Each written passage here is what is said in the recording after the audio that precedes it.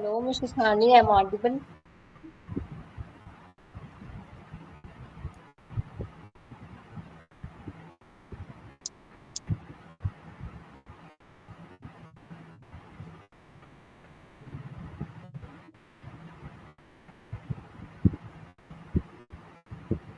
Hello, Mrs. Hani, any problems? What happened?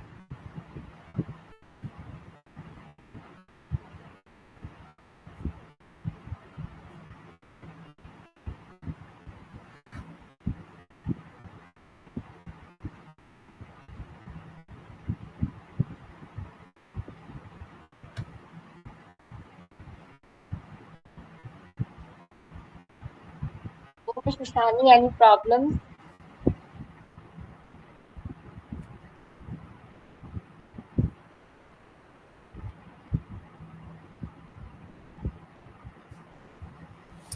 Hi, good afternoon. Am I audible? Yeah, you Yes, are. audible. Okay.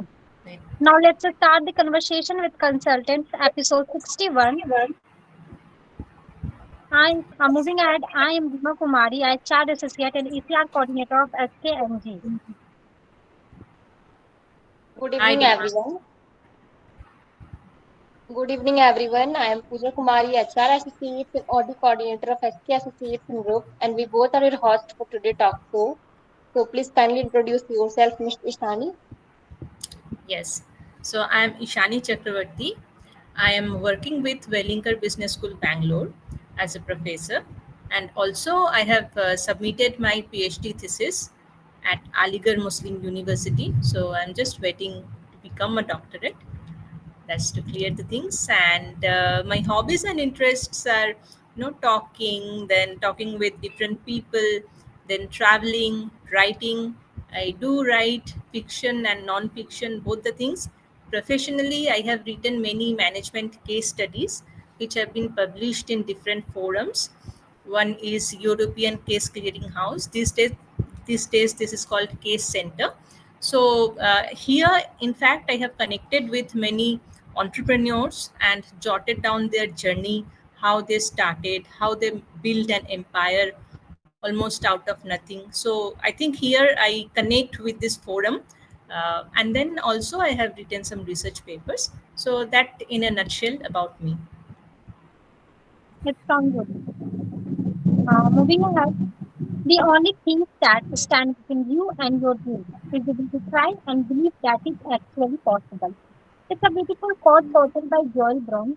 So with this quote, I could like to bring our talk soon in conversation with consultants with episode 61 of our guest talk series. Moving ahead, before we begin our talk show, let me briefly introduce SK Associates and Group. We are an IC certified management consulting firm registered under the MSF. Our mission is to provide and entrepreneurs globally, covering areas such as compliance, operations, marketing, research and development, human capital strategy, and operations. Our passion lies in helping these budding entrepreneurs bring their dreams to life and contribute to global economic growth. Entrepreneurship is a catalyst for change and innovation. It's a powerful force that can reshape industries, transform lives, and make the world a better place. We are committed to supporting student entrepreneurs on their journey, equipping them with the tools, knowledge, network they need to succeed. Now, Good to before know. we begin our show, let's take a moment to introduce our guest for today.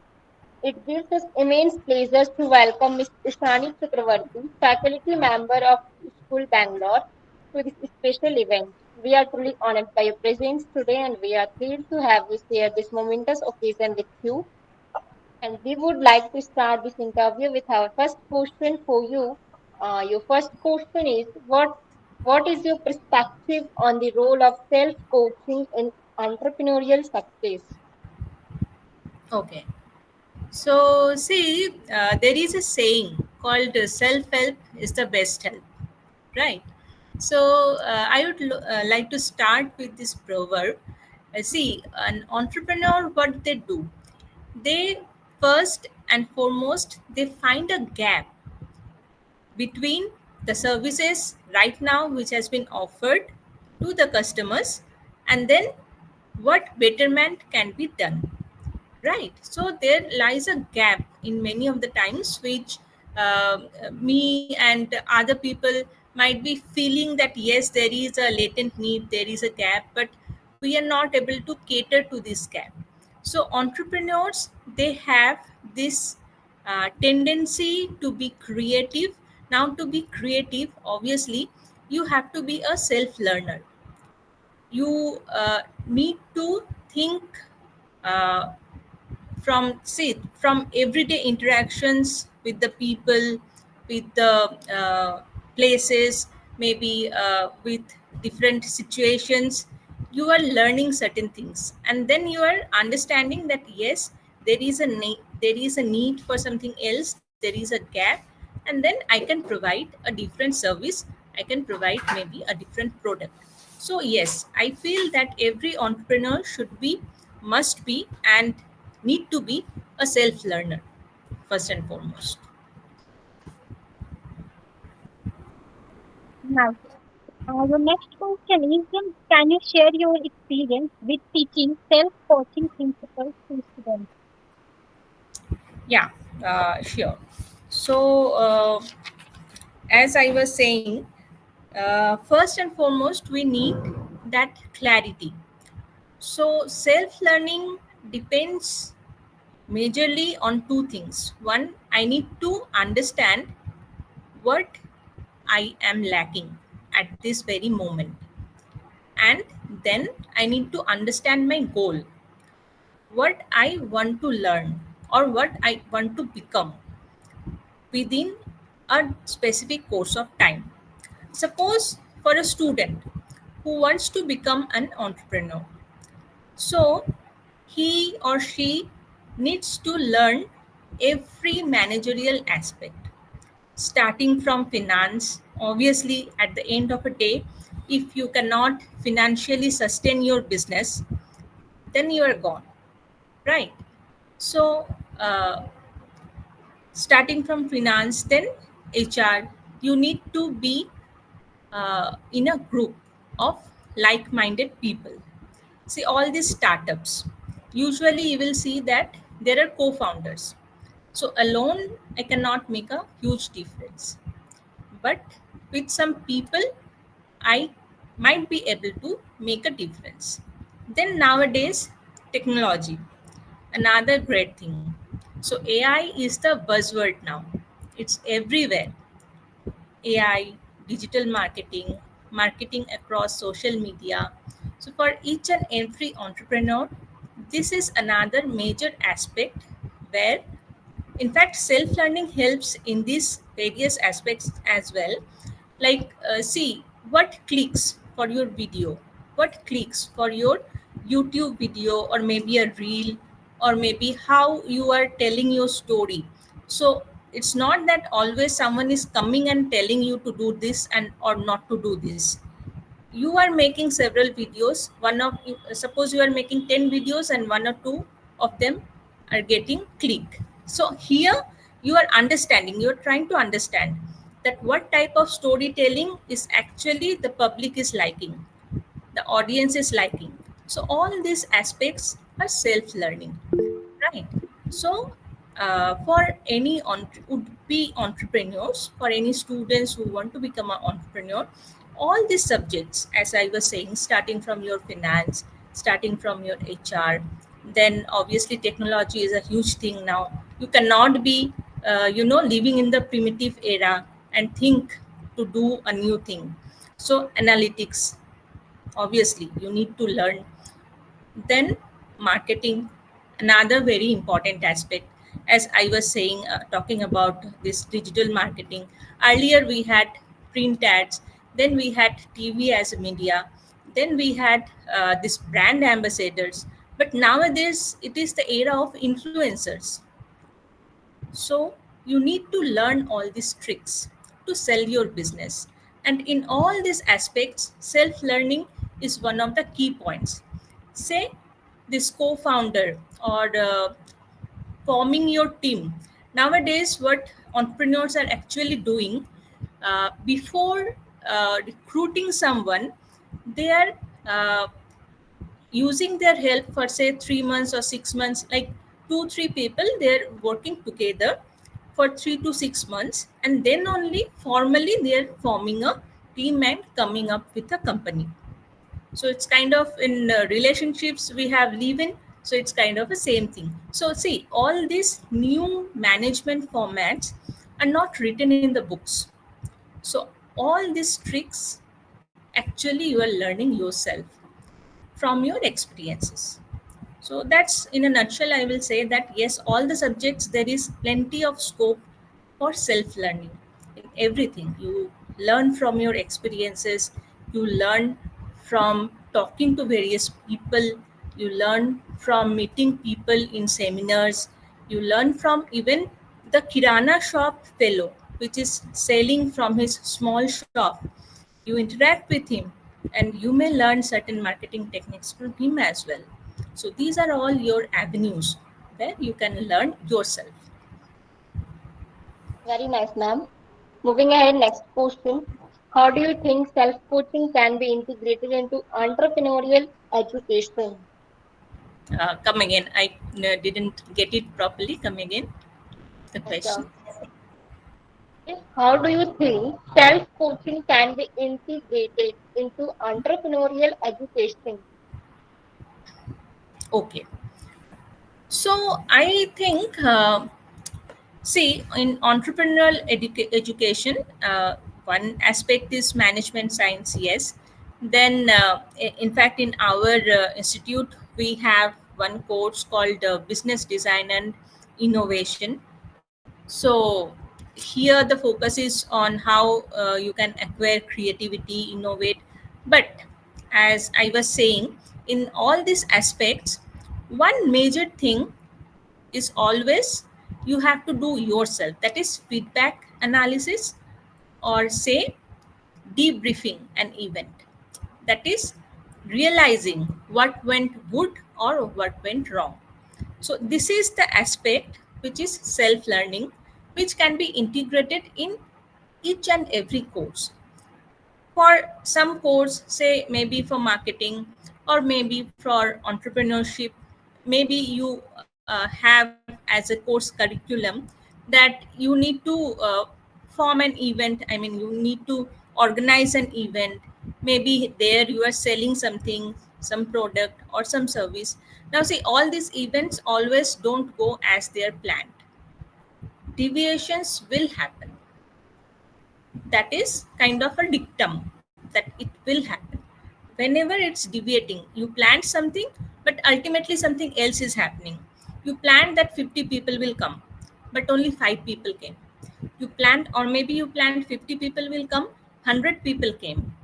So in these situations, how you are addressing the particular situation, later on you need to debrief means uh, internally you need to think that what could have been done better, or what actually went wrong. Next time, what should we avoid, or how should we plan? So all these aspects are basically within yourself. You're analyzing this, right? As the entrepreneur, or as the startup founder, or as the future startup founder, as a student. Or say as a student you are attending one interview, something goes wrong, something, or sometimes something goes exceptionally well. Later on you come back and you try to analyze the things. This is this analysis and your conclusion. This is your self learning. No one is coming and teaching you. You are only analyzing that no, I could have answered this in this manner, maybe that would have helped me. So this analysis part is your own learning, self learning. Nice. Moving ahead, your next question is, what are the key elements of effective self-coaching in your opinion? Okay, key elements, first and foremost I would say that you need to set the outcome setting. Suppose 5 years down the line you want to become a successful manager in some company. This is your goal. Or 5 years down the line, you want to be an entrepreneur, starting your own business. So once that outcome is set, now you are coming back and understanding the SWOT analysis of yourself. Like, what are your strength areas? What are your weaknesses? What is the opportunity that is existing outside? And then you are learning whatever lacuna you are having. So here I would like to share one example. So I wrote a case study on one such entrepreneurship venture. So the name of this is a food business. The name of this business is Samosa Singh. Now they sell basically samosas.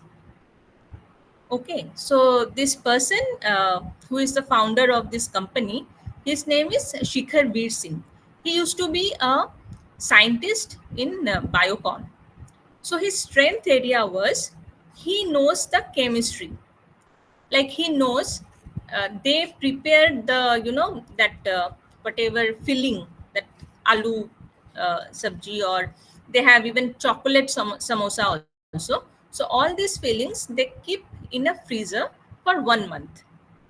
So since he is having the chemistry degree with him, BCom and MCom, and then he has done research. So he was able to formulate his own formula for all these things. But what he needed to understand was the market, because samosa, every vendor sells samosa, even roadside vendor also sells samosa. So why someone will pay some extra money and come to a shop to have samosa, which is otherwise available? So his area to learn was the marketing trick. So that's what, once your outcome, your goal is set, then you will understand what is your strength and what are your weaknesses.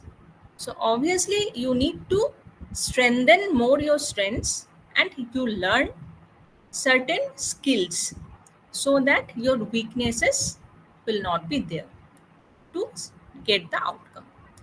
So that I think, first and foremost, you need to set the goal. Next question: how do you believe self-coaching can help individuals develop resilience? Self coaching can help in Self-coaching can help individuals develop resilience. resilience. Okay. Yeah. So, a very important point in self coaching is self motivation and getting clarity of what I want to do in life or what I don't want to do in life. So, this my own do's, don'ts, my own liking, disliking, motivation, self coaching is a major contributor to all these things. Maybe I can be coached, or say I can be getting all this gyan from reading a book. Maybe I'm reading a book of some successful entrepreneur who has jotted down his journey. Maybe I am watching a video of TED Talk, TEDx, where someone is talking about his own journey, and I am learning the tricks from there. So those tricks basically is motivating me.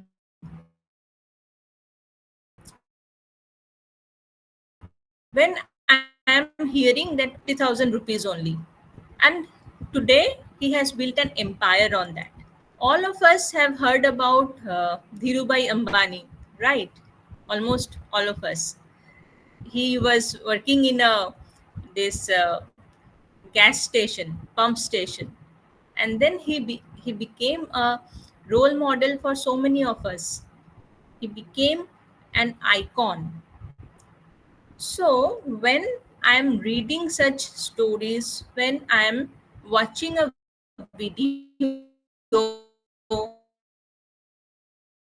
which getting motivated. Somewhere I am understanding, or somewhere I am getting the clarity what I want to do in life or what I don't want to do in life, or what skills I need to perform, or what are the skills or what I should not do to become a successful person. Say I should not watch meaningless reels in Insta every day and waste my 2 hours of time. Maybe that also I'm getting from somewhere. So the moot point is self learning basically when I am coming across a good read, a good book, maybe a good video, maybe a seminar, maybe a conference where some like minded people are delivering certain speech, certain idea. I am learning what I should do in future or I should not do from that, from analyzing those events. So this is somewhere I think self-learning helps to a great extent to motivate ourselves, which we usually called in management terms intrinsic motivation, to motivate ourselves and also to get a clarity that what we should do or what we should not do to become successful. It sounds good. Now, moving ahead, your next question is, how do you think self coaching can be used to develop leadership skills? Okay. So, first and foremost, we should understand what are the key leadership skills that create or can break an organization, right? See, one of the very crucial leadership skill is to take the right decision at the right moment. I think all of us will agree with that. Then, another very crucial leadership skill is to analyze the market condition, then to form a workforce with like-minded people.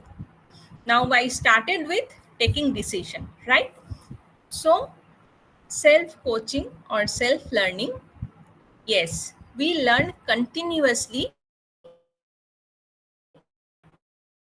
by, as I was saying, by reading, by some audio visual inputs. By this I want to say certain videos, certain, say, even if when you are reading a newspaper, certain things you learn all by yourself. Say here, as I said, two important things for a leader: taking the right decision at the right moment and also analyzing the market. Now for these two things, someone will not come to you and say that, yes, say Rima or maybe Pooja, tomorrow the market is going to crash, so today you should get prepared. You are reading somewhere and you are assuming this, not assuming, you are analyzing the situation. Suppose I was talking about the samosa singh. So he analyzed the situation that people are, customers are moving towards healthy food, so people won't mind paying something extra for a samosa if that is served in a proper manner and also prepared in healthy conditions. Instead of roadside, people will pay a little extra, but they will buy it because this is a healthy option. Now, this learning came to him by analyzing the market conditions. It's not that someone went there and said that, this is what is going to happen. So, for taking the right decision, for analyzing the market condition, self learning always helps. So, you keep on reading the very, which are suitable articles, maybe across the media, in print media, maybe this can be a research paper, this can be, as I was saying, a case study, this can be a book, and then this is giving you that insight to analyze market condition, what can happen maybe after 5 years, and you are preparing today for after 5 years what is going to happen. So this no one else will come and tell you that this is what you need to do. This is your self learning only. You are interacting, you are reading, you are taking participating in some events, and you are understanding yourself. And another aspect I was saying, this forming the a team with like-minded people. Now this also, from your interaction with others, you get the understanding whether this person is believing your goals or not, whether this person have faith in you as an entrepreneur or as a leader or not. So all these aspects are self-learning only. It's not that someone, all in no book actually it is written that yes, this person can be a good match for you. It's you who has to understand. Can you discuss the relationship between self-coaching and emotional intelligence? Okay. So uh, I, I I am tempted to ask that what do you understand by emotional intelligence? Okay. So first, let us understand what is emotional intelligence or what is emotional quotient, EQ.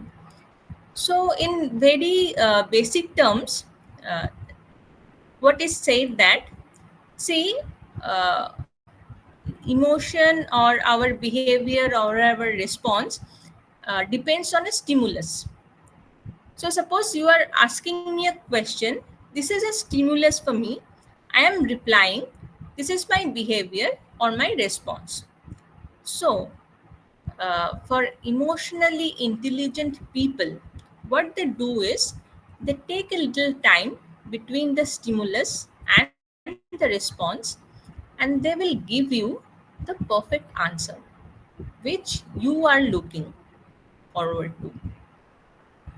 So, how this means, say, in negative situations, suppose something didn't go well, say for a student, the faculty, uh, they are scolding the student, right?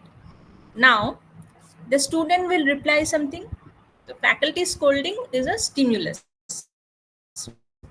Student replying is a response. Now, some of us just don't think and reply like, no, actually, what happened, sir? You know, this happened, that's why I couldn't do.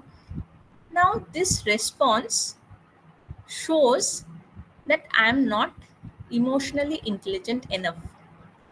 I'm just trying to convey my anger or maybe my sorrow. This is where you can make a difference. When the faculty is scolding, it's not that anger is just a outward behavior, but actually he's empathetic towards the student. He's trying to understand what is the inhibition that the student is having, why he is not learning as per the expectation. So instead of again the student responding with certain this happened, that happened, but particularly if the student can respond with, sir, I had difficulty in this area, I didn't understand this thing, or maybe I could have done better with some more time, that will be a emotionally intelligent response. Now this is and I try to uh, I try to make all of us understand the situation or understand emotional quotient or emotional intelligence with a very basic example. But this happens in various phases of life, in various moments, or say for a business also. uh, I'm as a business owner, maybe I'm providing some product or some service. This is stimulus, how the customer is responding to my product, to my service, that is a response. Now, if I am emotionally intelligent as a service provider, as a startup owner, then I will think ahead that what is actually the customer's need or their want. So, what could be the demand after some time? Say Google, they're always ahead of time, right? When this Facebook became very popular, they bought it so that instead of creating enemies, they created strength. Similarly, very recently, Zomato, they acquired Blinkit. Now, Blinkit plays in quick commerce. Now, Zomato understood that quick commerce is the way forward to go. So, this is kind of alliance they have created. So, all these examples are where the business owner or the startup owner is emotionally intelligent because he is able to understand what could be the customer's need or demand after 2 3 years. So he is right now providing those things. So this is what is emotional intelligence is. Either as an individual also you are understanding what is the actual need of the other person, what is the actual demand of the other person, and your reply is matching that need. That is where you are emotionally intelligent. As a business also, as I said, you are able to understand what is the customer's need maybe after 2 3 years, and you are right now providing that. So this is where emotional intelligence plays in favor of one individual or maybe one company. Continue. Moving over to the next question is, what role do you think self-awareness play in self-coaching? Okay. As I was saying in one of the previous questions also, first and foremost, I need to get a clarity what I am good at, what I am not so good at, and in which areas I am pathetic. So this is basically self-awareness. This is in terms of my skills. Similarly, in terms of my emotions also, like in sometimes we are very confused how we are feeling towards a situation or towards a person. Is this sorrow, is this anger? If this is sorrow, there might not be any apparent reason. Maybe I am uh, romantically connected to someone and I am feeling something else which actually does not have any logic. So first I need to know what are my own needs, what are my own demands or want. And as I said, there are two aspects. One is I need to understand my own emotion, and also I need to understand my own skill set, what I am good at, what I am okay with, and what I am pathetic. So first, thinking about the skill set and how this self learning can help. See what I am good at, that is fine. I don't need to think about much there. What I am okay with, that means I have some idea, but I don't really have the skill. Maybe this is the new technology or say analytics.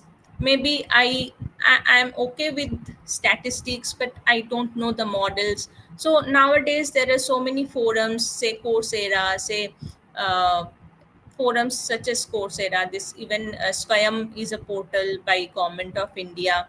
So there are many short-term certification courses uh, provided by many organizations. So what I am okay with but I am not good at, I can learn in these forums that skill set.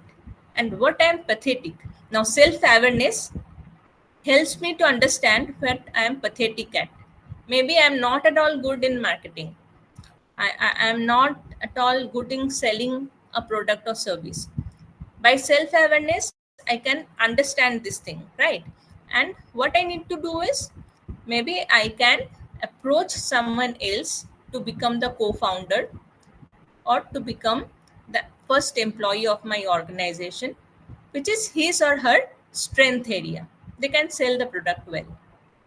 So, this is how self awareness is a pathway for self learning. First, I need to be aware of what I'm good at, what I'm not so good at, or even I need to be aware of my own emotions when maybe I am fighting with one of my uh, colleague, one of my superior, or maybe one of my subordinate. First I need to understand what is this which is bothering me. Is this that the task is not getting completed, that's why I am angry?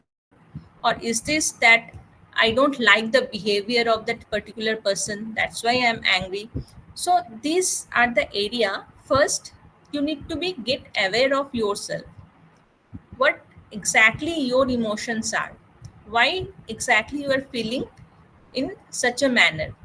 And then the next part is, maybe see, sometimes my own mind is so weird, I don't have, you know, the patience, that's why I'm getting angry on everyone. So then I need to practice meditation, I need to go for maybe some counseling. So first I need to get aware of what exactly my feelings are. Then only the next step is self coaching. So first is self awareness, and then this is self coaching. Then I am now 360-degree prepared for any situation in my life. Nice. Moving ahead, next question. What advice would you give to educators who want to incorporate self-coaching into their curriculum? Okay, so introduce self coaching into curriculum for a successful corporate life, right? Actually, see, right now, uh, in management education, whatever we are following, there is no separate subject as such for self coaching. But then I think in every subject nowadays, it's not only that you are reading from the book, or the faculty is coming and showing you some PPT and the class is over. Rather, even from if I don't know whether you people are aware of or not. So now we are following National Education Policy 2020. So the main focus of this NEP 2020 is outcome based education. So doesn't matter how many books you are reading or how many PPTs you are seeing. If you are a salesperson, you need to sell a product. If you are able to sell means the outcome is satisfactory. If you are not able to sell means there is no outcome. So your education is all gone. That's a zilt. So this outcome based education, now every institution is following that. Every institution, specifically who are into professional courses like engineering, like management education. So now the intention of every faculty is to jot down such a course curriculum which does not only have the theory but the practical aspect as well. Suppose if you are in your marketing class, you are organizing certain events, many a times you are selling certain things maybe which you have prepared. In your HR class, maybe there are several role plays. Then in fact, when you are studying the things, you are doing certain life projects so that you can learn. In our college, in fact, we have a project which is mandatory for every student before the summer internship. So there they work with certain NGOs. So the main theme of that project is sustainability and how you can do business around sustainability theme. So you, during that project, you are working in a group, and actually you are learning the group dynamic. Like someone is emerging as a leader, then the leader is facing that two or three members are not actually contributing.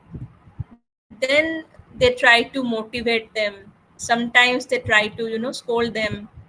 And then, so the point is, right now there is no specific subject as self learning.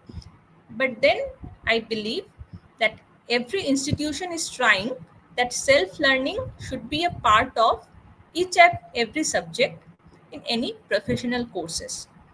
So there are several assignments given. There are several events which are organized where you are actually learning the tricks by doing it, learning while doing it. So that is how self learning is happening. But yes, if we want to prepare such a curriculum, maybe we need to mention that this by this event the student is going to learn this skills, say team building, say leadership, say digital marketing. So maybe we need to mention that, but it's there, it's happening. Just excuse me. Yeah. Next, the next question is, can you discuss the importance of self-reflection in self-coaching? Self reflection in self coaching, yes. uh, I think I touched upon it when I was saying that debriefing, feedback, self reflection. So I didn't use the word self reflection, but I was talking about feedback. So, in fact, for students, I would like to advise them that whenever they're attending some interview, or maybe whenever they're presenting in a class, they should ask for the feedback from the faculty member, from their peers, from other students, or maybe when they're presenting in an outside forum. So, whosoever is sitting in that particular room, they should receive the feedback, because feedback, when you ask for the feedback, suppose you are asking 5 people, maybe 2 will give you same, but the 3 will give you some other feedback. So if you are asking feedback from 5 people, at least 3 different feedback you are going to receive. Feedback is very important for self reflection. One person may say today in this talk show, after seeing this talk show, 1 or 2 people might say this, yes ma'am, whatever you said I agree with that, it's nice. But 2 people, 2 others might say that no ma'am, you didn't touch upon all these points, this could have been better if you talked about some other aspect. So self reflection, how I can reflect about this event? By getting the feedback first and foremost. Then I shall start thinking about, okay, she was expecting this from me. Okay, I never realized that this can also be an important aspect of this talk. Similarly, for any business, first you need to do test marketing to get the customer feedback, right? When you are getting the feedback, then you will understand whether your customers are satisfied with your service, or maybe your product, or maybe they were asking for something else and you are trying to give something else which is completely different. So feedback is the first step for self reflection. Then only we again come back to our SWOT analysis. What is our strength area? What is our weakness? What should I work upon? Where should I learn the new skills? Or if this is not at all my cup of tea, then should I hire someone else for this? So that's what I believe. Feedback is first and foremost needed for self awareness. And then once you are aware of your strength and weaknesses, then only you are going for self coaching. Moving on, next question. How do you think self-coaching can help individuals manage stress and anxiety? Okay.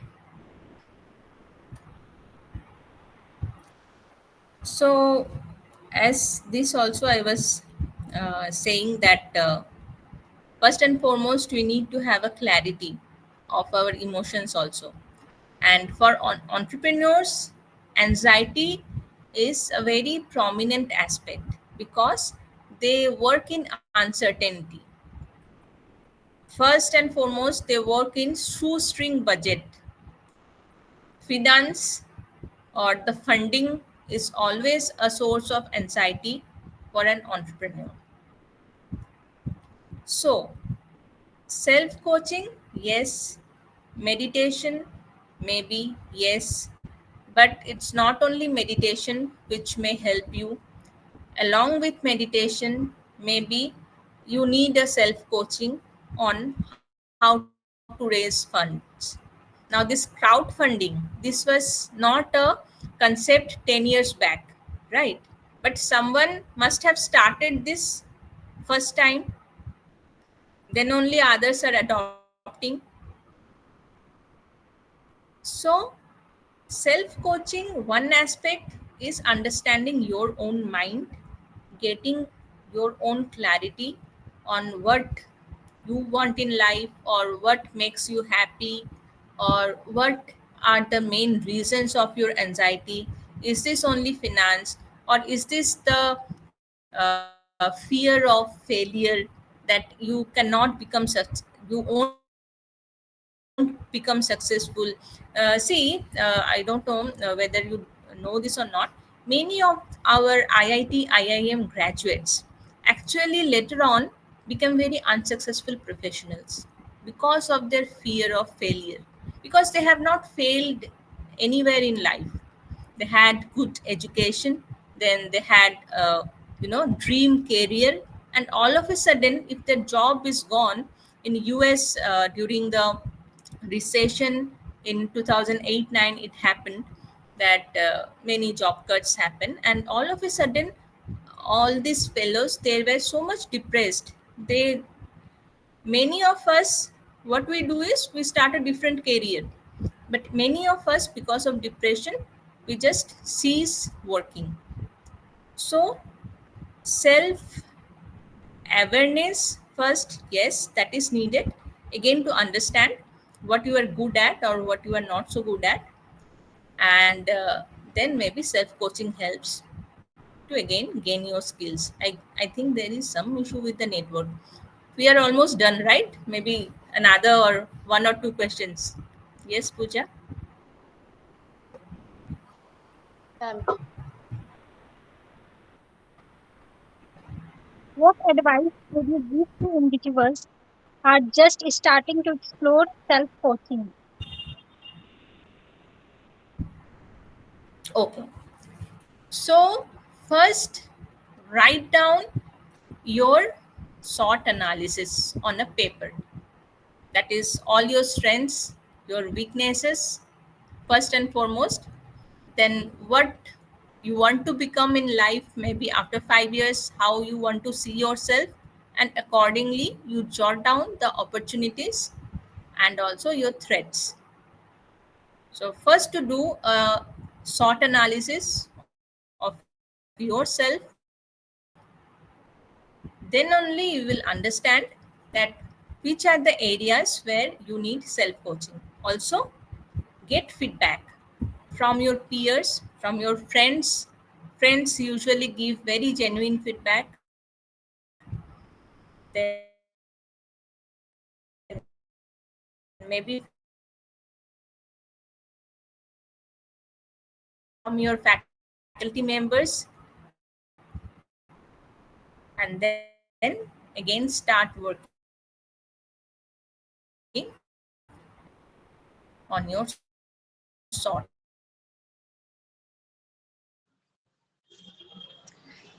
okay, ma'am. Next. Wrap it up, no? So there are so many network issues. Yeah, I think also.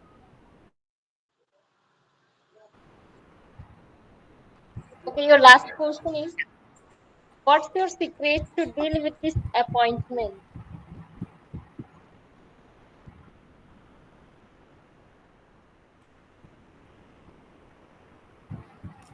Hello, Yes, am I Pooja? audible? Ma'am, your last question is, what's your Yes, yeah. secret? What's your secret to deal with disappointment? Deal with this particular appointment in the sense this talk show. No, any secret? What's your Uh, secret to deal with yeah. disappointment? Separate word. I'm not getting the question actually. Okay, no problem. How would you define yourself as a leader? how would I define myself As a leader, as a a leader. okay, okay, fine. Okay. So I am definitely a democratic leader, and also kind of I follow situational leadership. Also, I am kind of service leader in the sense that I believe in a purpose. I believe that I have a purpose in life, and I am serving that purpose. Maybe that purpose is, teaching and mentoring. Maybe that purpose is generating awareness.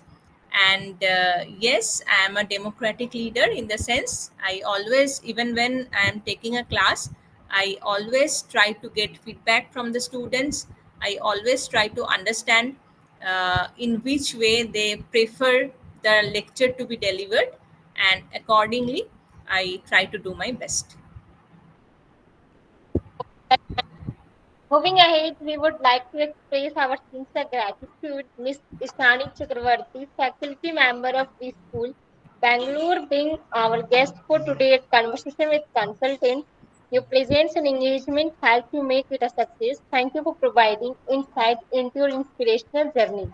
And once again, thanks a lot.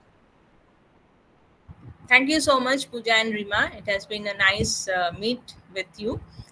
And also to SK Associates, I'm very thankful that you have invited me. I wish all the best to the group. Thank you so much. Further, we would also like to thank our audience for listening patiently throughout the event. Thank you everyone for joining with us and hope that everyone has gained some knowledge from this event. Looking ahead, we are excited to announce that our next episode 62 of Conversation with Consultants shall be next weekend. We hope to see you all there. Thank you again, and we look forward to reconnecting with you next week. Do subscribe to our YouTube channel and follow us all social media handles to stay connected with us. All the best. And have